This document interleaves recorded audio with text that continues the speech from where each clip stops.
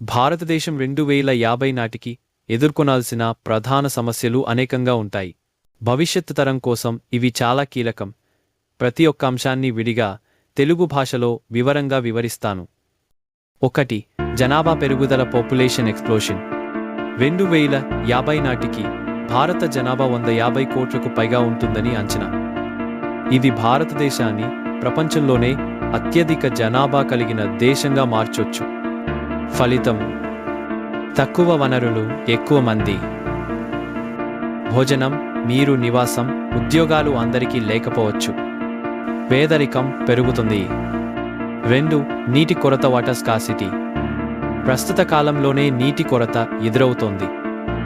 భవిష్యత్తులో భూగర్భ జలాలు పూర్తిగా తక్కువవుతాయి. తాగునీటి కోసం రాష్ట్రాల మధ్య గొడవలు ఏర్పడే ప్రమాదం ఉంది.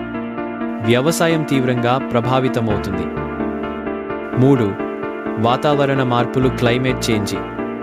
వర్షపు మోతాదు మారుతుంది. ఉష్ణోగ్రతలు పెరుగుతాయి. ముంపు, వడగండ్ల వర్షాలు, పొడిబారిన ప్రాంతాలు పెరుగుతాయి. సాగు పంటలు నష్టపోతాయి. 4. ఆహార భద్రత లోపం ఫుడ్ ఇన్సెక్యూరిటీ. భూములు తగ్గుతాయి, నీరు లేక సాగు తగ్గుతుంది. జనాభా పెరగడం వలన భోజనం అందుబాటులో ఉండకపోవచ్చు. గోధుమ, బియ్యం, కూరగాయల ధరలు పెరిగే అవకాశం ఉంటుంది. 5. నిరుద్యోగం మరియు ఉపాధి లోపం అన్ఎంప్లాయ్మెంట్. ఆటోమేషన్, రోబోట్స్, ఏఐ కారణంగా ఉద్యోగాలు తగ్గుతాయి. గ్రామీణ యువతకు సరైన ఉద్యోగాలు దొరకకపోవచ్చు. సాంకేతిక విద్య లేకపోవడం ఒక ప్రధాన సమస్య. 6. విద్యా వ్యవస్థ లోపాలు ఎడ్యుకేషన్ గ్యాప్స్. నాణ్యమైన విద్య అందరికీ అందుబాటులో ఉండదు. భవిష్యత్తు ఉద్యోగాల కోసం డిజిటల్ స్కిల్స్, కోడింగ్, ఏఐ జ్ఞానం అవసరం. ఇప్పటి నుంచే ఈ శిక్షణ లేకపోతే తరం వెనుక పడిపోతుంది. 7. వృద్ధుల సంఖ్య పెరగడం ఏజింగ్ పాపులేషన్. ఆరోగ్య సంరక్షణపై ఒత్తిడి పెరుగుతుంది.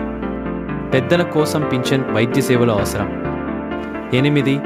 ఆరోగ్య సమస్యలు హెల్త్ ఇష్యూస్. జంక్ ఫుడ్, చెత్త జీవనశైలి వల్ల డయాబెటీస్, ఒబెసిటీ, గుండె జబ్బులు పెరుగుతాయి. కాలుష్య కారణంగా ఊపిరితిత్తుల వ్యాధులు, క్యాన్సర్ కూడా పెరిగే ప్రమాదం ఉంది. 9. పర్యావరణ నాశనం ఎన్వైరన్మెంటల్ డిగ్రేడేషన్. అడవుల నిర్మూలన, ప్లాస్టిక్ వినియోగం, ఎయిర్ పొల్యూషన్ ఎక్కువ అవుతుంది. జంతు జాతులు అంతరించిపోతాయి. 10. నీతి నియమాల లోపం గవర్నెన్స్ కరప్షన్. ప్రజల అవసరాలకు తగిన విధంగా పాలన లేకపోతే నష్టాలు ఏర్పడతాయి. పాలకులపై అవినీతి ఆరోపణలు పెరిగే అవకాశం ఉంది. ముగింపు కన్క్లూషన్. 2050లో భారతదేశం అద్భుత అవకాశాలు ఉన్న దేశంగా మారే అవకాశం ఉంది. కానీ సమర్థవంతమైన పాలన, నైతికత ఉన్న వ్యాపారాలు, వ్యవసాయాన్ని రక్షించడం, విద్యాభివృద్ధి, నీటి పరిరక్షణ, పర్యావరణ పరిరక్షణ అవసరం.